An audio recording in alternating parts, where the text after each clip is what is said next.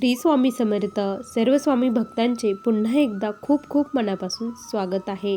वर्णिता समर्थांचे गुण नाना दोष होती दहन, सांगता वाचता ऐकता वक्ता श्रोता दोघेही. आज तुम्हाला आणि मला खूप पुण्य मिळणार आहे, कारण स्वामींनी स्वतः त्यांच्या चरित्रामध्ये सांगितलं आहे, माझे गुणांचं वर्णन जो करणार आहे वक्ता आणि श्रोता त्या दोघांचे असंख्य पाप हे नाहीसे होणार आहे. त्यामुळे आपण जर एखादा स्वामींचा अनुभव मनापासून ऐकला तर आपल्याला त्याचे पुण्य मिळत असते. आपलेही श्रद्धा, भाव, विश्वास स्वामींवरती खूप वाढत असतो.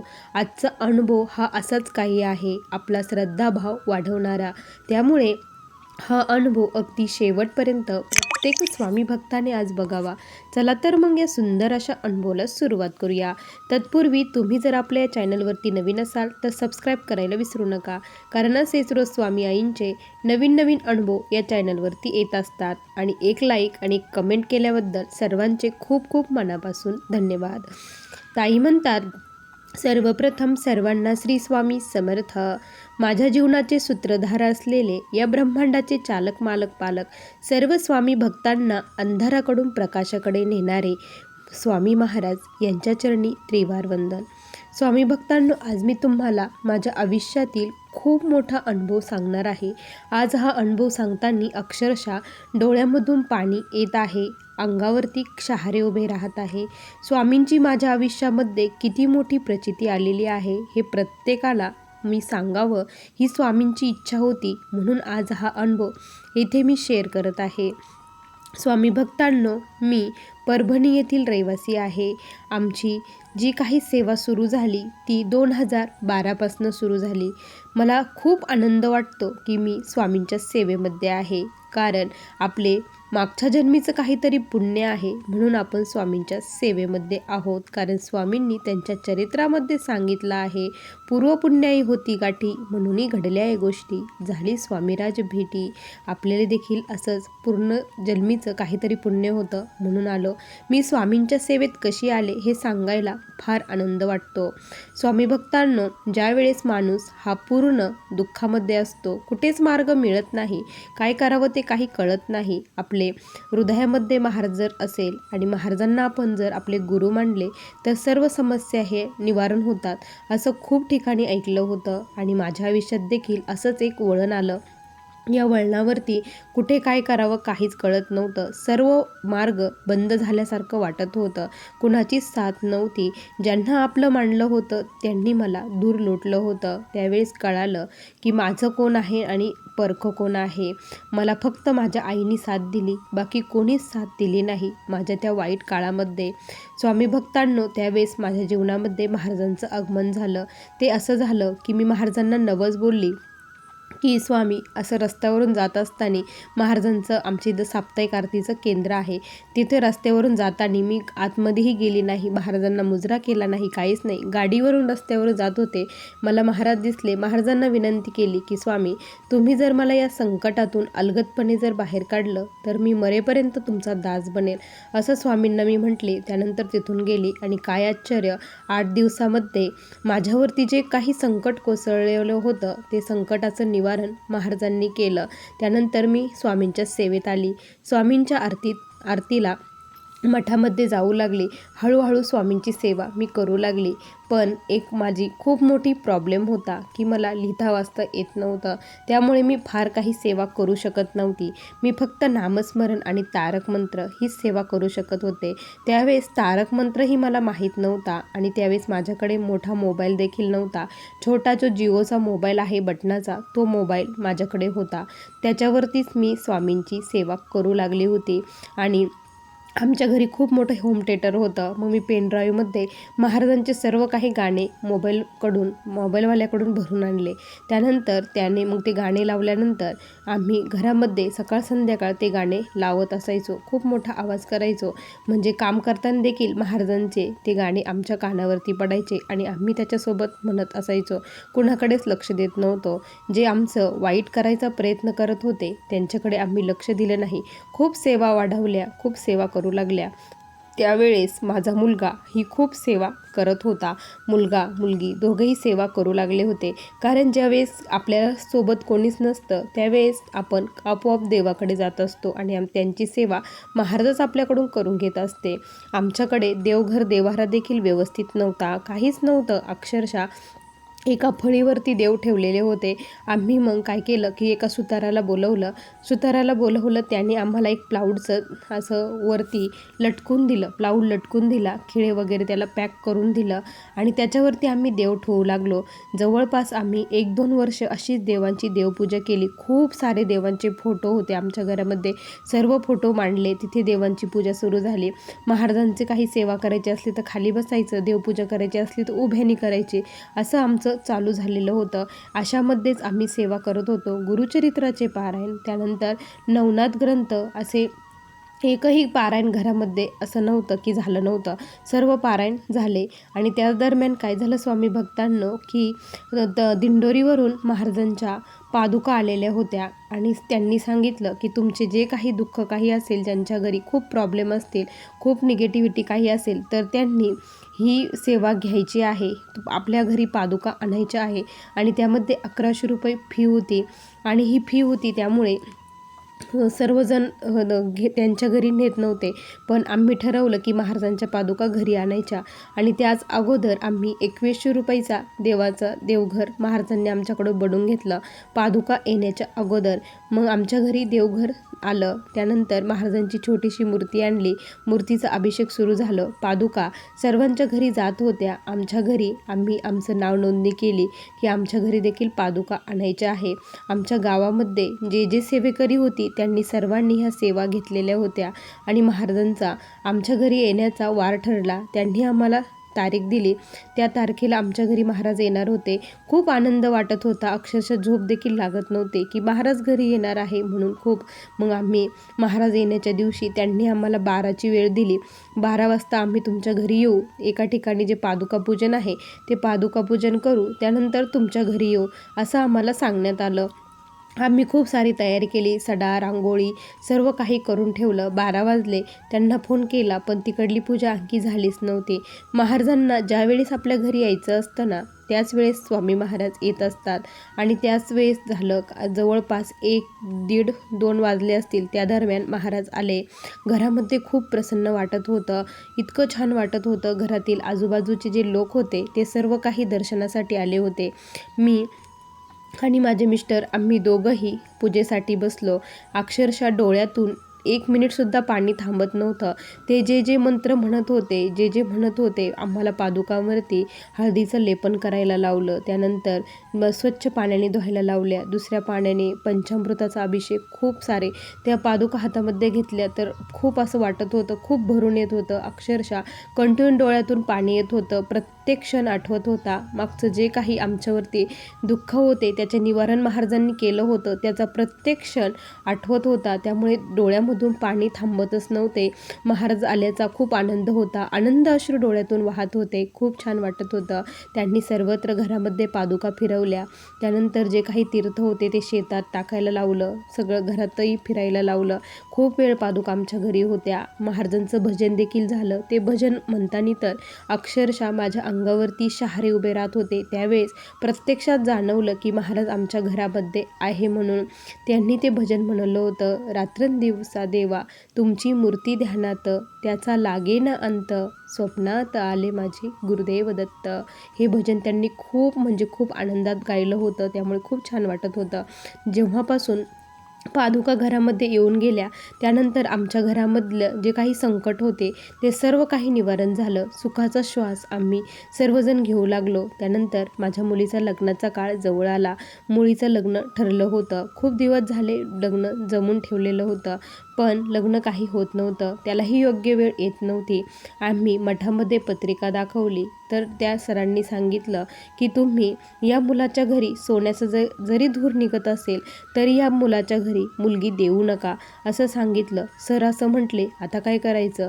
मग आम्ही तर खूप दिवसाचं जमून ठेवलेलं होतं, काहीच बघितलं नव्हतं अगोदर आणि मुलगा मुलगी बोलत होते. त्यामुळे काय करावं काहीच कळत नव्हतं, मोडूही शकत नव्हतं. आता महाराजांशिवाय काहीच आधार नव्हता. स्वामींनाच सांगितलं, तुम्हीच आमचे आईबाप आहात, सर्व काही तुम्हालाच माहीत आहे. यासाठी हे संकट त्यांच्या आयुष्यात जे काही असेल, त्यांच्या पत्रिकेत त्यांना जे ह्या सरांना दिसलं असेल ते सर्व निवारण्याचं काम तुमच्यावरती आहे, कारण तुमच्याशिवाय आम्हाला कोणीच नाही. महाराजांनी खूप साऱ्या सेवा त्यावेळेस आमच्याकडून करून घेतल्या. दिंडोरीला नाईट सेवेचा योग खूप वेळेस आला. तिथे रात्रभर सेवा आम्ही करायचो, कारण तिथे जे काही दुर्गा सप्तशती होती त्याला संपुट लावून तिथे सेवा दिल्या जायच्या. तिथे सेवा होऊ लागल्या. त्यानंतर कुठेही जाऊ, कुठेही कार्यक्रम असून तिथेही महाराज सेवा करून घेऊ लागले. रोजचं एक स्वामीचरित्र, दुर्गा सप्तशती, 51 माळी जप, त्यानंतर विविध स्तोत्र मंत्र, दिंडोरीला प्रत्येक याला मिटिंगला, त्र्यंबकेश्वरला जाणं, अशा विविध सेवा महाराज करून घेऊ लागल्या. जवळपास 2 वर्ष महाराजांनी अशा सेवा करून घेतल्या. आणि 2 वर्षानंतर जेव्हा माझ्या मुलीचं लग्न ठरलं, तारीख धरली, त्यावेळेस जेव्हा बघितलं पत्रिका, लग्न धरायच्या वेळेस तारीख काढण्याच्या वेळेस अगोदर पत्रिका बघतात, त्यावेळेस जेव्हा त्या पंडितांनी पत्रिका बघितली त्यावेळेस त्यांनी सांगितलं की 36 गुण जुळत आहे, अशक्य ही शक्य करतील स्वामी. या वाक्याची प्रचिती आली. पुन्हा एकदा डोळ्यातून आनंद अश्रू वाहू लागले. खरंच स्वामी, तुमच्या सेवेमध्ये प्रचंड ताकद आहे. 2 वर्षामध्ये तुम्ही पत्रिकेतील सर्व दोष नाहीसे केले. त्यानंतर माझ्या मुलीचं लग्न झालं. मुली खूप आनंदात सुखात राहू लागली. जे लोक हसत होते, जे लोक बोलत होते की यांनी काय केलं, खूप दिवसाचं आमच्या चर्चा लोक करत होते, पण तेच लोक म्हणू लागले की खूप छान झालं, मुलगी आनंदी आहे, सुखात आहे, व्यवस्थित आहे. कारण जर खूप धनसंपदा असेल आणि मुलीलाच सुख नसेल, तिच्या मनालाच जर दुःख असेल, तर त्या धनसंपत्तीचा काही एक उपयोग नसतो. भलेही धनसंपदा कमी असो, पण माणसं जर चांगले असतील, तर मुलगी आनंदात असेल तर काही एक प्रॉब्लेम नाही. माझी मुलीने तिच्या सासरी देखील देवघर देवारा करून महाराजांची सेवा सुरू केलेली होती. ती तिकडे सेवा करत होती, आमची इकडे सेवा सुरू झालेलीच होती. पण काय झालं की मुलगी गेल्यानंतर खूप सेवा कमी झाली, कारण मला लिहिता वाचता येत नसल्यामुळे मी फार काही सेवा करू शकत नव्हते. मी फक्त 3 अध्याय 11 माळी तारक मंत्र एवढे सेवाच करू शकत होते. महाराजांचा अभिषेक देखील होत नव्हता. मग आता काय करायचं, खूप मोठा प्रश्न आला. आणि आमच्यावरती कर्जही खूप झालं होतं. आता हे लग्नाचं कर्ज कसं फेडायचं हाही खूप मोठा प्रश्न डोक्यावर आलेला होता. त्यावेळेस स्वामी माऊलींनी मग अशी बुद्धी केली की माझ्या मुलीने मला एक अँड्रॉईड मोबाईल घेऊन दिला की तुला व्हिडिओ कॉल करण्यासाठी मोबाईल घे म्हणून असं म्हटली. आणि मग मी मोबाईल शिकली आणि त्याच्यामध्ये मग महाराजांचे खूप सारे सेवा मी बघू लागले. आणि मग मला कळालं की आपण देखील याच्यामध्ये बघून सेवा करू शकतो. मग मी त्याच्यावरतीच पुरुष सूक्ताचा अभिषेक महाराजांच्या मूर्तीवरती करू लागले. हळूहळू सेवा वाढू लागल्या. आणि मग महाराजांना आम्ही जेवण दिल्याशिवाय घरातील एकही व्यक्ती जेवण करत नाही. अगोदर महाराजांना जेवायला देतो, महाराजांना वाढतो, त्यानंतरच आम्ही सर्वजण ग्रहण करत असतो. कारण महाराजांच्या कृपेने आमच्या घरामध्ये कधीही अन्नधान्याची कमतरता भासत नाही. ही एक संपायच्या अगोदर महाराज कुठल्याही प्रकारे आमच्या घरामध्ये आणून टाकतात. ते फक्त त्यांना रोज नैवेद्य दाखवतो, त्यामुळे हे शक्य होतं. महाराजांना दिलेला नैवेद्य दिला तर आपल्या घरातील अन्न हे प्रसाद बनतं, असं आमच्या मठामध्ये नेहमी सांगितलं जातं. कारण जेव्हा आरतीला गेलो तिथे मार्गदर्शन होतं. मार्गदर्शनामध्ये खूप छान छान सांगितलं जातं आणि त्यांनी जसं सांगितलं तसं जर केलं तर घरात खरंच खूप पॉझिटिव्ह एनर्जी येते, खूप छान वाटतं. दर पौर्णिमेला सत्यनारायण सेवा सुरू झाली. जो काही पगार यायचा आमच्या घरामध्ये लक्ष्मीची खूप टंचाई होती, कारण आर्थिक अडचण असल्यामुळे आम्ही मग ज्या काही आम्हाला तोडगे वगैरे सांगितले होते ते तोडगे आम्ही करू लागलो. ज्यावेळेस आमचा दूध डेअरीचा पगार व्हायचा, तो पगार आम्ही खर्च न करता अगोदर घरी घेऊन यायचो. त्यानंतर त्यामध्ये अगोदरचे पैसे घालायचो त्यावरती, मग आणि आम्ही महाराजांपुढे रात्रभर ते पैसे ठेवायचो. आणि त्यावरती सकाळी जेव्हा महाराजांची पूजा व्हायची त्यानंतर त्या पैशावरती लक्ष्मी मंत्र, विष्णू मंत्र, कुबेर मंत्र, व्यंकटेश स्तोत्र अशा विविध सेवा त्या पैशावरती आम्ही घेऊन मग ते पैसे कपाटात ठेवून ज्यांचे कोणाचे द्यायचे आहे खर्च करायचो. आणि हळूहळू खरंच पैशाला पैसा लागू लागला. हळूहळू आमची प्रगती वाढत गेली. सर्व काही व्यवस्थित हळूहळू होऊ लागलं. त्यानंतर जेव्हा आमच्यावरती काहीच कर्ज राहिलं नाही. हे फक्त स्वामींच्या कृपेमुळे. खूप वेळ लागला असं नाही की लगेच झालं. जवळपास 3-4 वर्षाचा काळ गेला, पण 3-4 वर्षामध्ये महाराजांनी सर्व काही व्यवस्थित केलं. आणि विशेष म्हणजे आमच्या घरी कोणीही पैसे मागण्यासाठी आलं नाही. ही खूप मोठी स्वामींची आमच्यावरती कृपा झालेली होती. कारण ज्यांना आम्ही जेव्हा दिले तेव्हा त्यांनी ते पैसे घेतले, पण आमच्या घरी मागण्यासाठी कोणीच आलं नाही. 4-5 वर्षामध्ये सर्व काही 4-5 लाख रुपये कर्ज होतं, ते सर्व काही कर्ज स्वामी महाराजांनी आमचं फेडून घेतलं. आज आमच्यावरती एकही रुपया कर्ज नाही, काहीच नाही. सुखात खातो, आनंदात खातो, व्यवस्थित राहतो, फक्त स्वामींच्या कृपेमुळे. इतरांचे जर दुःख ऐकले ना तर असं वाटतं खरंच आपण स्वामींच्या कृपेने खूप सुखी आहोत. जेव्हा इतरांचे प्रश्न समोर येतात, इतर जेव्हा सांगतात, त्यावेळेस असं वाटतं की खरंच आपण किती भाग्यवान आहोत की आपल्याला एवढ्या दिवसाचे स्वामी आपल्या आयुष्यामध्ये आले आहे आणि स्वामींनी एवढ्या सेवा करून घेतल्या आणि त्यानंतर आपला आयुष्य आज खूप सुखामध्ये आहे. मी स्वामींना आता काहीच मागत नाही, धन संपदा वगैरे काहीच मागत नाही. स्वामींची कळकळून एकच विनंती असते की जोपर्यंत आता या जीवामध्ये जीव आहे तोपर्यंत तुमच्या चरणापासून लांब जाण्याची बुद्धी देऊ नका. तुमच्या चरणाची अखंडित अविरतपणे सेवा माझ्याकडून, या पामराकडून करून घ्या. दुसरं मला काहीच नको. जे काही संकट आयुष्यात येणार असतात ते येणारच असतात, पण माझे महाराज ते संकट माझ्यापर्यंत येण्याच्या अगोदरच ते दूर करत असतात. एकदा मी असंच खूप रडत होती. आमचे असेच भांडणं झाले शेतावरून, जे काही शेताचं असतं आपलं त्यावरून खूप भांडणं झाले. त्यावेळेस मी महाराजांपुढे खूप रडत होती की स्वामी, मी खरी आहे, माझं काही चुकत नाही, सत्य आहे, ते खोटं बोलून आमची जमीन घेत आहे असं म्हणून स्वामींपुढे खूप रडत होती. त्यावेळेस मला क्लिक झालं की इथं आपलं काहीच नाही, जे काही आहे ते फक्त स्वामींचं आहे. आपण फक्त भाडेकरू आहोत, भाड्याच्या घरामध्ये आपण राहत आहोत. कारण आपला हा देह देखील भाड्याचंच घर आहे. ज्या दिवशी वरची दोरी तुटेल, तो म्हणेल चल, त्या दिवशी आपल्याला जायचं आहे हे भाड्याचं घर सोडून. असं मनामध्ये आलं, ते महाराजांनीच आणलं. त्यावेळेस कळालं की नाही, खरंच काहीच नाही, सर्व काही व्यर्थ आहे. स्वामीच फक्त सत्य आहे. बाकीचं ही मोह माया ही सर्व त्यांची रचलेली लीला आहे. फक्त त्यांची चरणाची सेवा होणं हे खूप गरजेचं आहे. त्यांची चरणाची सेवा झाली तर आपल्याला मोक्ष प्राप्त होणार आहे आणि या जन्ममृत्यूच्या फेऱ्यातून, आपल्याला मरणाच्या फेऱ्यातून महाराजच चुकवणार आहे, दुसरं कोणीच नाही. या 84 लाख योनीतून जन्म घेऊन आपण मानवाचा जन्म आपल्याला प्राप्त झालेला आहे. या जन्माचे सार्थक करायचं असेल तरच आपल्याला सेवा करावी लागेल. असे महाराज वेगवेगळे संदेश कुणीतरीच्या माध्यमातून सांगतात, काहीतरी करतात. जे जीवनाची खरी दिशा आहे ते महाराज मला सांगतात आणि त्याचप्रमाणे मी वागण्याचा आता प्रयत्न करते. आणि जर माझ्याकडून थोडीशी चूक वगैरे काही झालं तर माझ्या मनात लगेच येतं की हे असं करायला नको पाहिजे होतं, व्यर्थ का बरं खोटं बोललं, महाराजांना हे आवडत नाही, हे महाराजांना आवडत नाही, असं जेव्हा मनात येतं त्यावेळेस कळतं की नाही, स्वामी महाराज इतरत्र कुठेच नाही, स्वामी महाराज माझ्या हृदयामध्ये आहे, स्वामी महाराजांचं घर माझ्या हृदयामध्ये आहे, स्वामी महाराज कुठेच नाही, स्वामी महाराज माझ्यामध्येच आहे.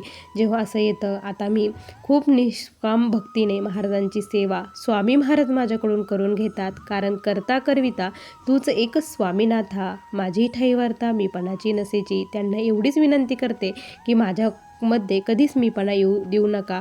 स्वामी भक्तांनो, तुम्ही खरंच खूप अंतःकरणापासून, मनापासून महाराजांची सेवा करत राहा. थोडासा वेळ लागेल, पण योग्य वेळ आल्यानंतर माझ्यासारखं तुमचं देखील जीवन हे सुखमय स्वामी महाराज करणार आहे. कितीही संकट असो, कितीही अडचणी असो, कितीही दुःख असो, पण ते महाराज निवारण करणार आहे. काही जरी नाही आलं तरी फक्त नामस्मरण आणि तारक मंत्र तुम्ही म्हणत राहा. महाराज तुमचे सर्व दुःख हे दूर करणार आहे. कारण ते दुःख दूर करण्यासाठीच आपल्यासाठी तिथे बसलेले आहे. स्वामी भक्तांनो, असे माझे ह्या आयुष्यातील स्वामींनी मला दिलेले हे अनुभव होते. श्री स्वामी समर्थ. बघा स्वामी भक्तांनो, किती सुंदर अनुभव आहे ताईंचे. तुम्हाला हे अनुभव कसे वाटले नक्की कमेंटमध्ये कळवा. पुन्हा भेटूया अशा सुंदर अनुभवासोबत. तोपर्यंत सर्व स्वामी भक्तांना श्री स्वामी समर्थ. जय जय स्वामी समर्थ. श्री गुरुदेव दत्त.